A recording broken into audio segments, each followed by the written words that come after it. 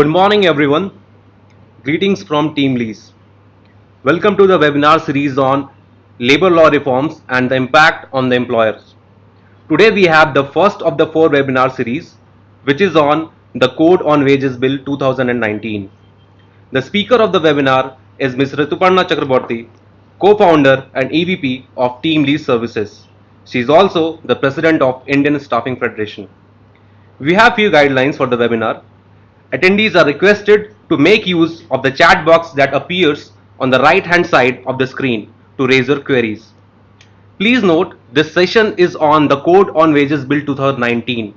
In interest of time, we might not be able to answer the questions on other laws and codes, but please write back to us and we'll be happy to answer them. Now I request Ms. Rituparna Chakraborty to commence the session. Good morning, everyone. I think I'm really humbled to see the number of registrations that have happened for the Labor Code series and the kind of interest that is generated. Actually, we've received a lot of questions even before the session commenced, and that's extremely encouraging.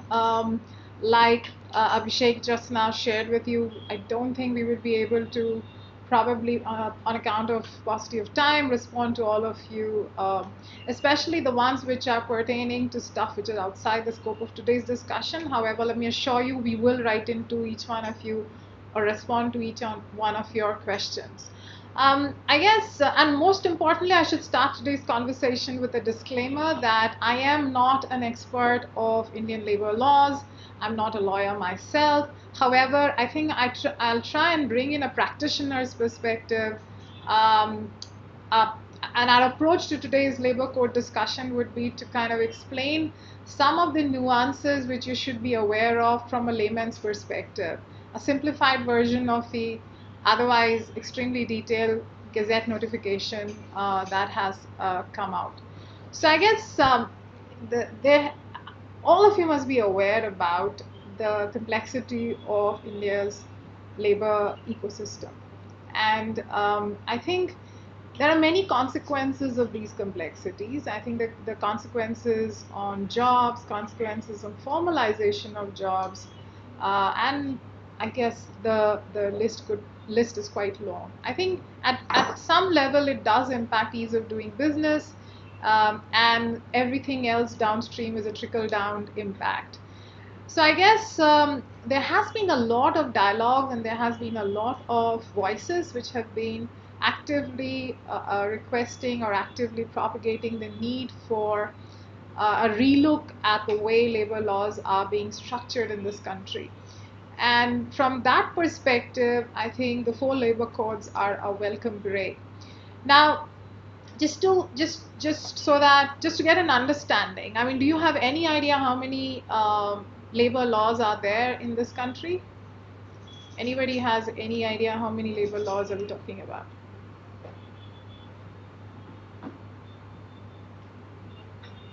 Okay. Yeah, there are about 44 central labor laws, and the state-specific labor laws actually are in excess of hundreds and hundreds of them. In today's scenario, any organization in this country or an average size organizations and in this country, well, we are looking at almost 58,000 compliances to be done every year. And out of those 58,000 compliances, in excess of 26,000 compliances get done in the area of labor. And that is a scary number. And I guess a lot of non-compliance in this country, of course, happens on account of lack of awareness around these compliances. So while there is a certain population which is doing it by intent, but there is a large population out there which is not able, for them, intent is not a challenge, awareness, information is a challenge. So I guess in keeping in mind this context, I think the four labor codes emerged as if not a perfect solution, but a solution in the right direction to kind of simplify the labor ecosystem. I think what the labor codes have been trying to address is that, is there a way we could deal with the challenges of multiple laws, the challenges of there being multiple enforcement authorities in the country, the challenges of having to comply by, or rather comply by seeking multiple licenses, multiple registrations, and returns.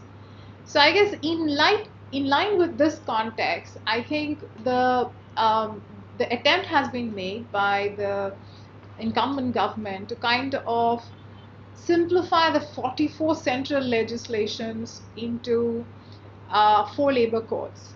And in order to do that, 41 of those current legislations have been subsumed under the 4 codes of Code of Wages Bill, which has been approved by the both the houses, and is now a legislation as of 2019. The Code of Occupational Health, Safety and Working Conditions, and the 2 more, which is the Code on Social Security. The Code on Social Security, of course, is quite topical at this point of time, but it's not in the scope of today's discussion. Should be the one that we follow up this series on, and the Code on Industrial Relations. So all the 41 of the legislations are now being broken up and have been actually summarized and simplified and rationalized into these 4 codes. The legislations which are not being merged and are not part of any of these 4 codes are PF Act and the PF scheme, the SIC Act and the SIC scheme, the POSH Act of 2013, and all the other professional tax acts. Okay, so moving on, I think if we were to just focus on the 4 labor codes, I mean, this is a little bit generic across the 4 codes, and then we will move to the stuff which is specific to the wage code. I think from an employer perspective, the advantages that we're looking at is the definite reduction in the cost of compliances. The very fact that 41 labor laws are being subsumed across 4 in itself means that there will be a lighter touch in terms of compliance, and that lighter touch essentially shows up in terms of cost savings. It also means that a lot of current processes and activities which need us to kind of move around different offices to kind of resolve disputes, I think all of that can be done centrally and of course through a digital environment, which also will lead to eliminations of significant high cost of claims towards beneficiaries. Incidentally, 2 interesting inclusions that we are seeing in the codes, that post the amendment on the Maternity Benefit Act and the kind of reactions and public outcry and feedback that came in for some of these, some of the changes suggested, especially in terms of increasing the time period of the benefit of maternity benefit. I guess the government has decided, or has come out and have suggested that they will actually bear part of the maternity benefit cost. It's not perfect yet in entirety. There is scope for improvement, but that's an inclusion. Also, gratuity cost also the government is likely to bear, but as I read the code, it's specifically for the Section 4 category of workers, and part of the cost to some extent would be borne by the government. Of course, we need to see the details of it and read through it to know exactly to what extent. I think one of the recommendations that I read was about 2% of the wages, but I guess we need to see the details.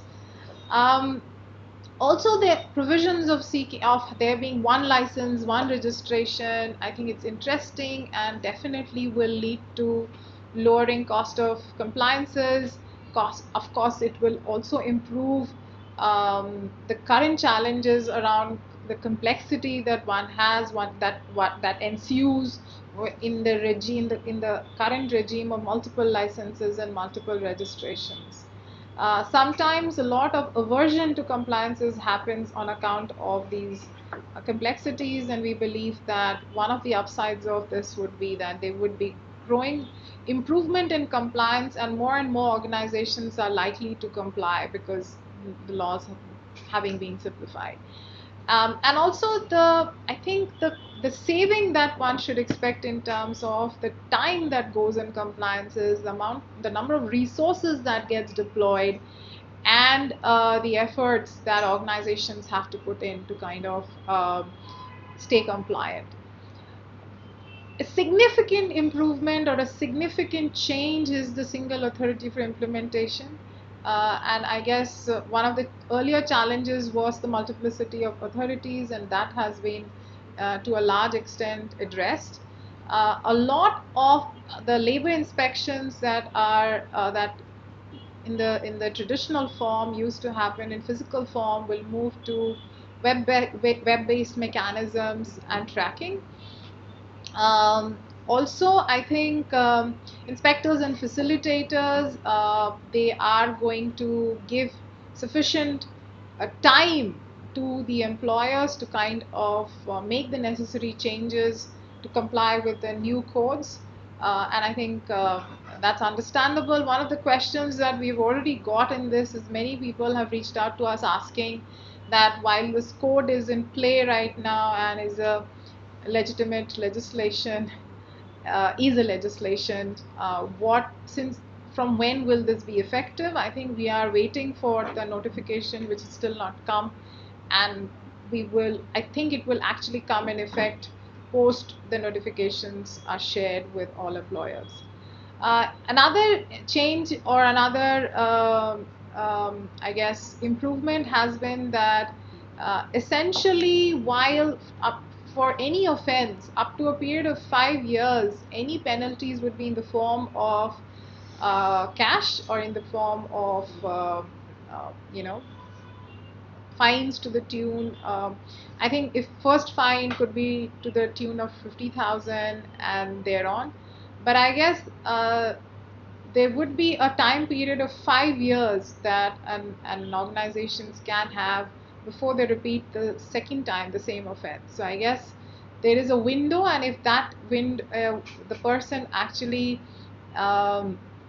the imprisonment clause kicks in only after 5 years technically, so which means that organizations are being given sufficient time to kind of make do any mistakes or any offenses that they might commit. From an employee perspective, I think one interesting inclusion is that the Section 4 category of workers, they need not contribute to the Social Security Fund. This particular amount shall be borne by the government.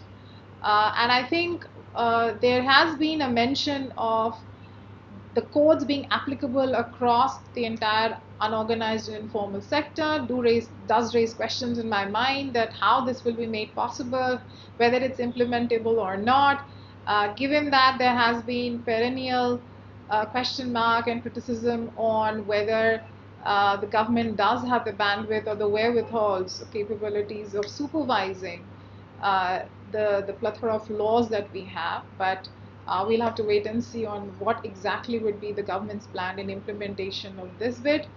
I think also there is, and I think this is definitely a very welcome move. The first time statutory provision to issue appointment letters to every employee to kind of prevent exploitation and implementation of clear and transparent ways of employee engagement. I think this is a basic entitlement, I feel, for any employee in any form, and it's good that there is a clear mention of this. While it's been a best practice in many organizations and in the formal sector, but I guess calling it out as an important element is key and is definitely welcome.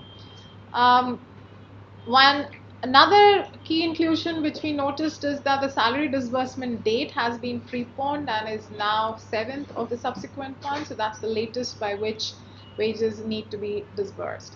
Now moving on to specifically the wage code bill, just to give you a snapshot, what it subsumes in one code essentially is the Payment of Wages Act of 1936, the Minimum Wages Act of 1948, the Payment of Bonus Act of 1965, and the Equal Remuneration Act of 1976.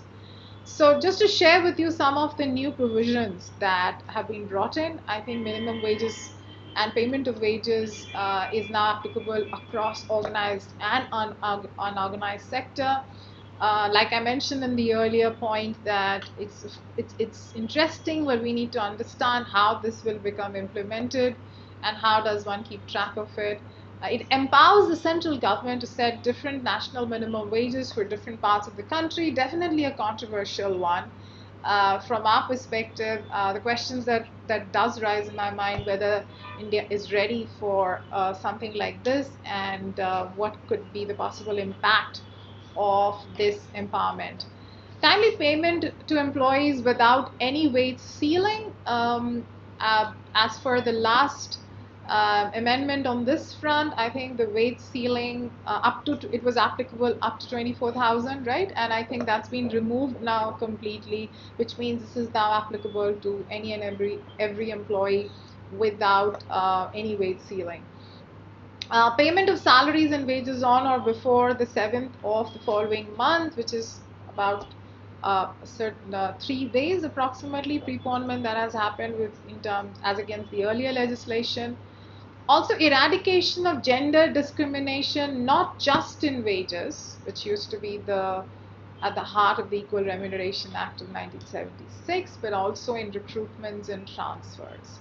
Um, a very important move, very welcome move, but again, I guess this has been a challenging area, not just in India but globally. So we would like to see how this impacts us. Again, the imprisonment clause, which I spoke about, I guess for any first offense, there is no while there is going to be cash penalties, there will be no imprisonment up to 5 years, and but yes, subsequent to that, for the second offense, imprisonment could be a possibility, is a possibility. Minimum wage is fixed by the state government. At no point can be lower than the national minimum wage for that national minimum wage. And I think that's where I feel there is a little bit of debate that's possible on this particular point, but I'm going to get into that a little later. Inspection via randomized selection process, and there's I guess because of the opportunities that exist on account of the digital adoption that's happening across different government departments, there are no geographical limits. The jurisdiction of inspectors have been significantly widened, and web-based electronic labor inspections is going to be a norm. Deposits of undisbursed dues with the government in case of death of an employee where there is no nomination. Also, the inclusion of digital mode and check mode as legitimate mode of payment of wages is an interesting one. It's been always a contentious one whether one can use online transfers or other digital modes, and it's been called out specifically, and that's good. And I think it's in line with the digital wave that's happening. It's in line with the alternative payment modes which are being widely used and becoming popular across the length and breadth of the country. And of course, contract labor to be treated on par with regular employees. Interestingly, there was no such provision which allowed this discrimination, but I think it's been for good measure and for based on certain realities that exist at different workplaces. I think that's been amply reiterated and clarified. So some of the advantages we'd like to call out from an employer's perspective. I think the code applies to all sectors of employment. It's actually talking about applicability of minimum wages for all, including the unorganized sector. I think it brings in clarity. The definition of employee includes employee with supervisory. I think this is an important one for employers to understand. So I think one of the challenges of our labor laws have been the multiplicity of definitions across various acts. At one point, I mean, till recently, there has been at least 21 definitions of workers and maybe more than 17 definitions of wages. But I guess the importance of having this definition become all inclusive, it has important consequences in terms of everybody being on the same page and be clear about what's the definition of employee.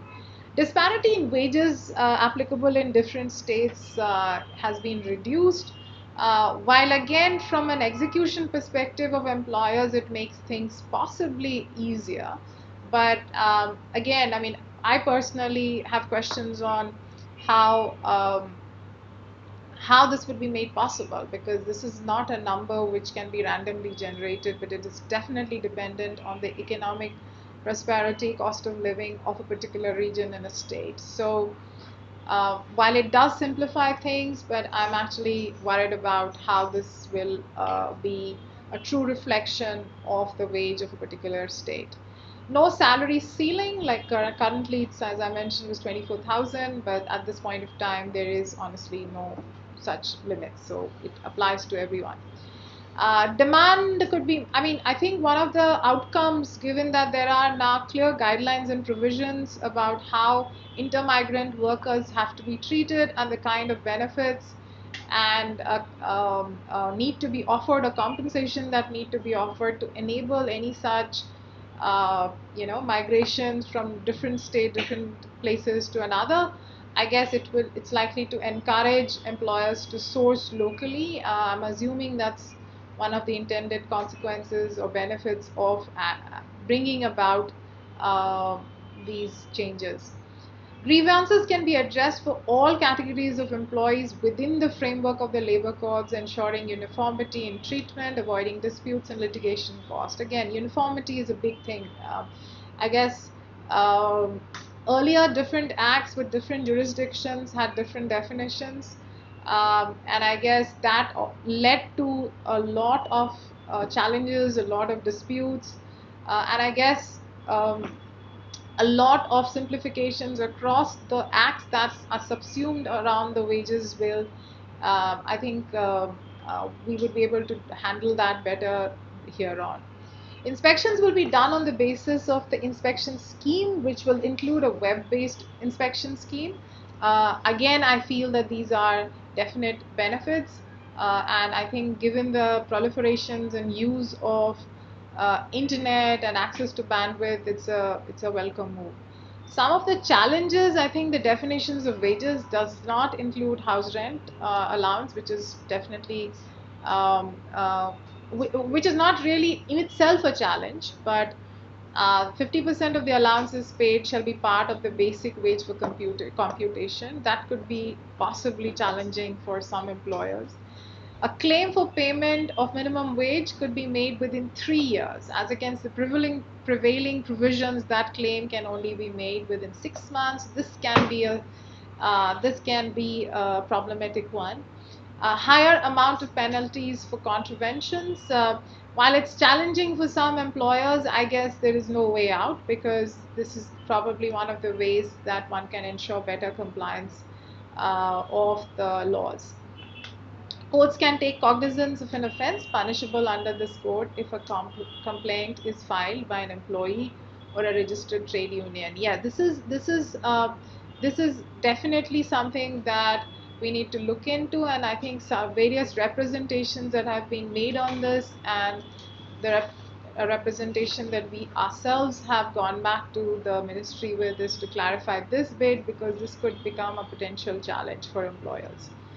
I think the big question mark here is on the wage code bill is going to be whether on the empowerment of central government to set national minimum wages across different states, and the fact that the state government cannot set a wage which is lower than that. I think this definitely is a contentious one, because I think there was some I mean, in recent past there were some suggestions based on not much factual evidence, suggestions or certain numbers were floating around at what could be the national minimum wage, and that definitely created a lot of furor across the employer community, because there is a difference in cost of living, let's say in a state of Orissa as against the state of Delhi. And I think everyone's question would be the mechanism that would be adopted by the central government in terms of determining the minimum wages. So this can be potentially a tricky one, given the disparity, given the gaps in economic prosperity across every state, and this needs to be dealt with a lot of caution and maturity on the part of the government. Otherwise, um, this can have a lot of impact on on job creations across in certain state as against others. I think we are pretty much at the end of. I intentionally did not want to take you through the what? How many pages are the code, which is almost probably 29 pages.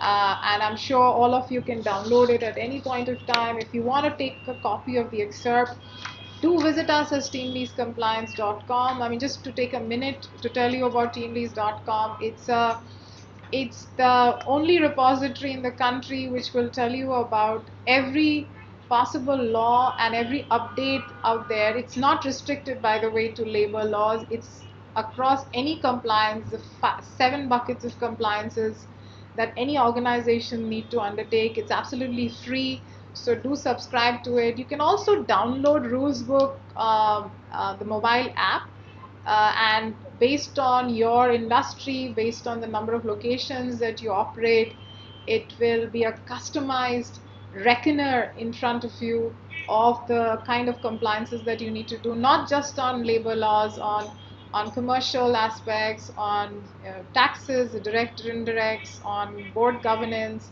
and so on and so forth. So it's all available to you. Please do download it. And I guess we are almost towards the end of our sessions, but I'm going to actually take another 10 minutes or so to take some of your questions. So if you have any questions for me, please do post and we'll try and address. You can shift to.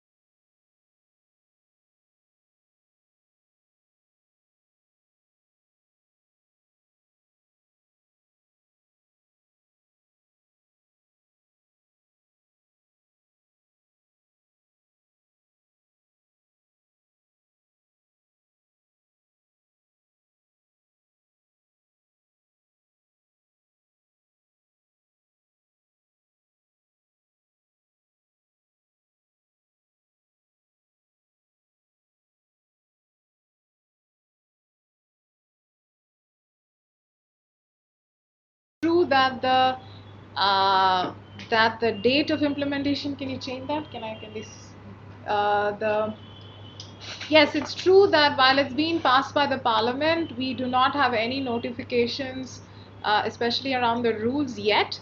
I guess we just have to wait for that, and I think, but it's important for us to be prepared with the nuances till such time.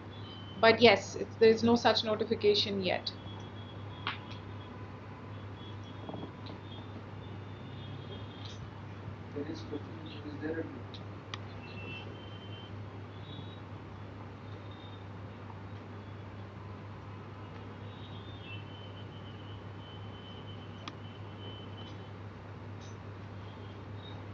Is there timelines for FNF too? I think we have to wait for the rules to kind of get answers to some of the specific questions on this front. But as soon as we get to know and the notifications comes out, we will definitely post you the responses to that.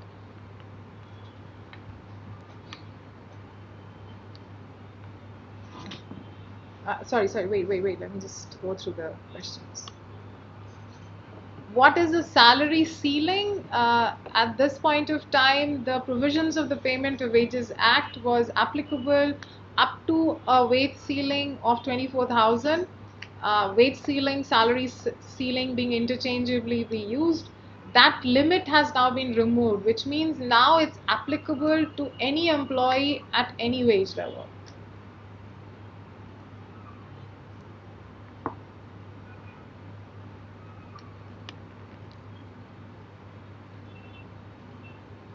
Explanation on the definition of workers. If I were to reflect on the definition that have been in the way in the specifically on the wage code, employee means any person other than an apprentice engaged under the Apprenticeship Act of 1961, employed on wages by an establishment to do any skilled, semi-skilled, or unskilled manual, operational, supervisory, managerial, administrative, technical, or clerical work for hire or reward, whether the terms of employment be express or implied, and also includes a person declared to be an employee by the appropriate government, but does not include any member of the armed forces of the Union. So that's the definition of an employee as per the wage code.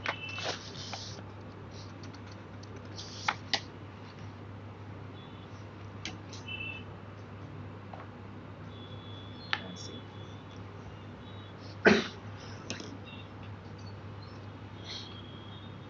Impact of what on international workers? I think there has been some impact on the Social Security Code on international workers, but that we will definitely cover in our next Labor Code series on 14th of October. Yeah, in that there are some impacts for international workers.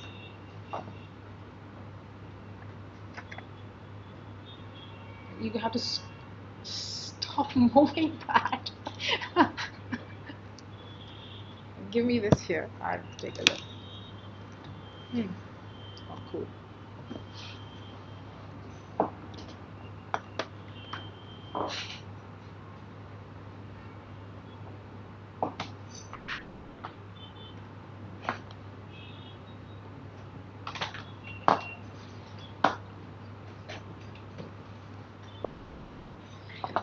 I think there are some questions on PF and how PF is being calculated. My view is that given the new provisions of what's being mentioned by the Supreme Court as well as what's there in the wages code, creativity in salary structuring to avoid uh, social security or to lower the burden of social security is minimal at this point of time.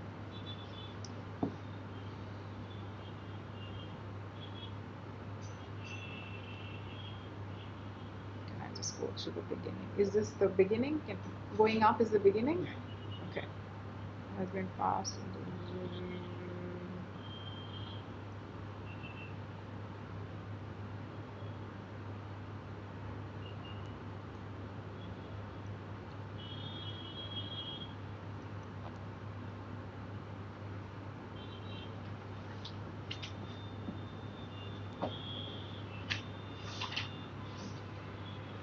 No, any variable pay which is linked to performance or is in the form of incentives is not in the gambit of any wage definition. Uh, the minimum wage at this point of time is notified by every state and is published in the respective websites on labor of each state. And if you want more details on this, again, feel free to reach out to us. We will be able to help you, but it's all available online at this point of time. Could you explain the wage definition? I would err on the side of reading it out and wage definition. Okay, the definition of wage. Okay.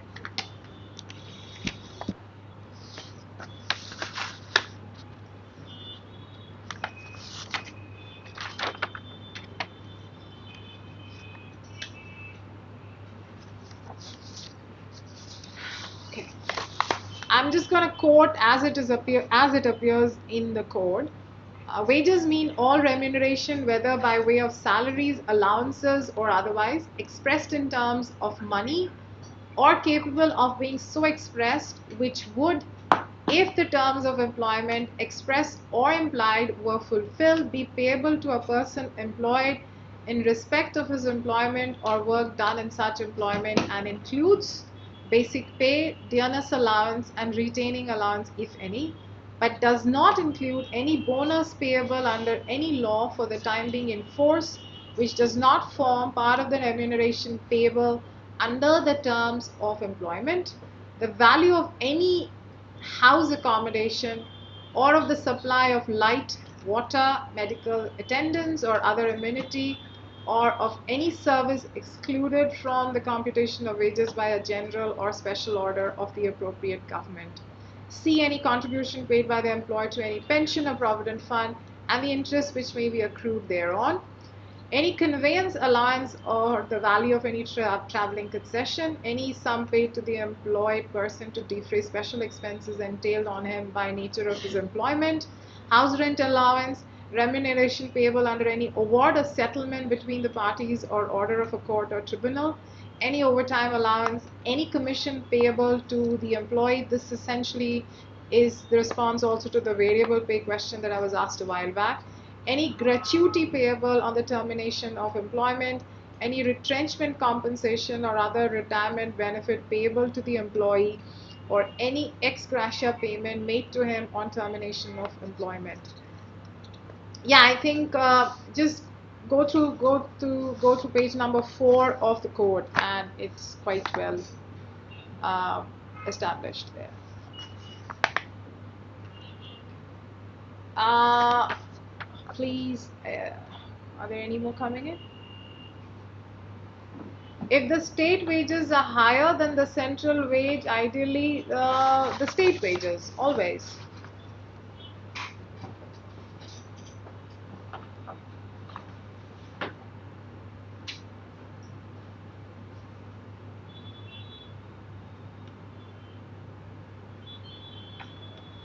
The notification will be required for the rules, yes.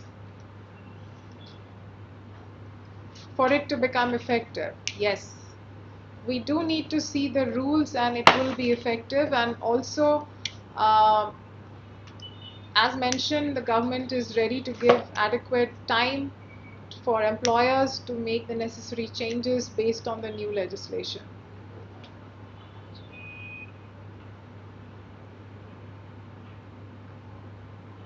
Are there any further questions? There are. Oh, there are. Wow, quite a few. The entire, the entire session will be available online, so you can refer to it at any point of time.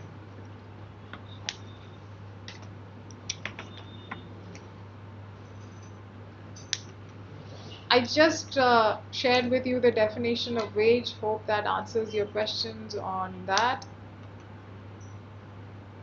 Is there a government site? There is no government site, but that's why I probably would urge you to subscribe to teamleasecompliance.com, which essentially has built an extremely state-of-the-art mechanism to kind of scroll through 2000 government websites daily, and almost on an hourly basis, updates are being made visible to you through teamleasecompliances.com on any such changes, including minimum wage changes that are happening across every state.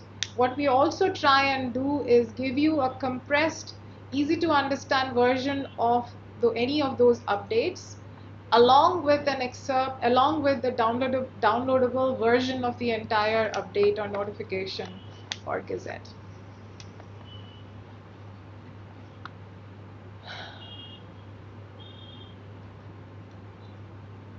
What is the impact on employers addressed?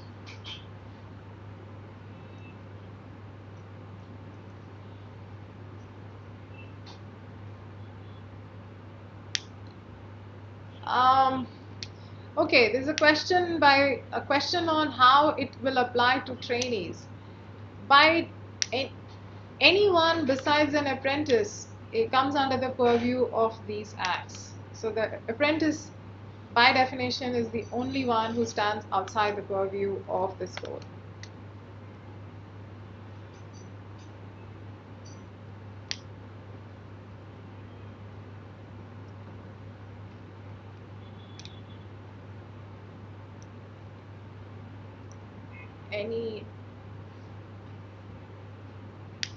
I think there are some very interesting questions, like the question on any change in respect of ceiling of wages in terms of Payment of Wages Act in case of death of an employee. I would urge you to write in a little more in detail in terms of exact, uh, you know, context behind these questions, and I'm sure we can respond to you on that.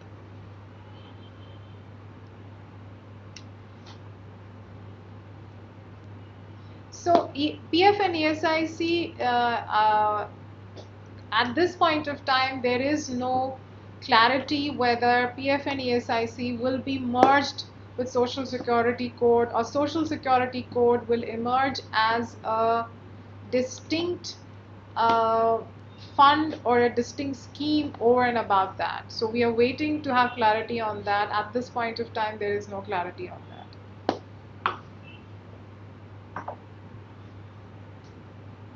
I think there is a question on death of an employee multiple times. I think we will try and address that. Huh? So you can respond to that. There is no mention of change in the statutory bonus payout so far, right? It remains the same.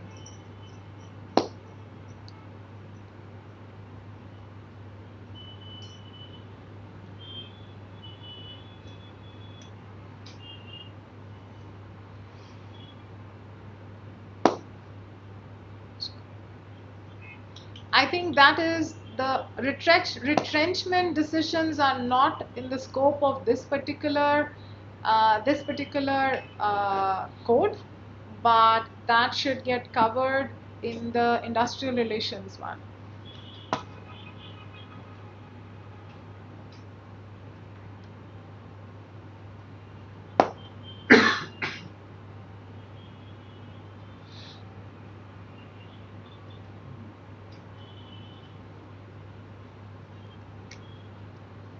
I do not have a view on whether the paying uh, what we pay currently we pay for the rest of life basis 50% of 8,000.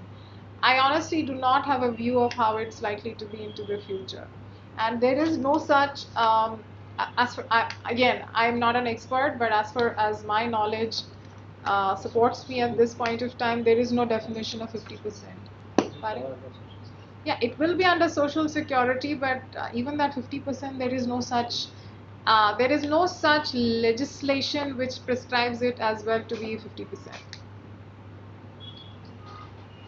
No, there are no mentions on golden handshake that I have seen in the wage code. There would be, again, this is something which somewhere aligns with the industrial relations one, so we'll have to wait and see if that gets covered there.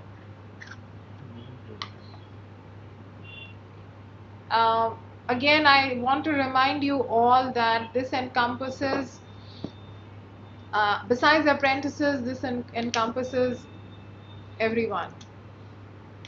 And if there is any definition of a form of individual at workplace which is who is not an employee based on a gazette notification, I would like to believe it excludes that, but I would let the experts come back to you on that.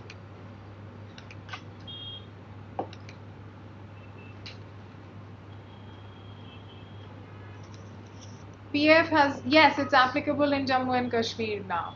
PF is applicable in Jammu and Kashmir now.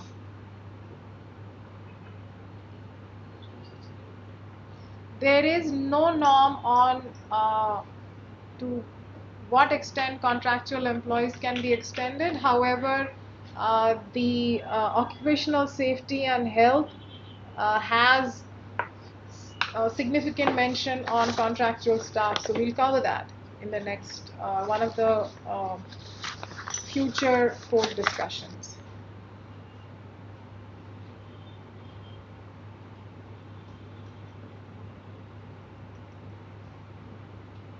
Which is a WC Act? What is WC? Workman compensation. So which one is it covered? That, So the workman compensation is covered under the Social Security Act.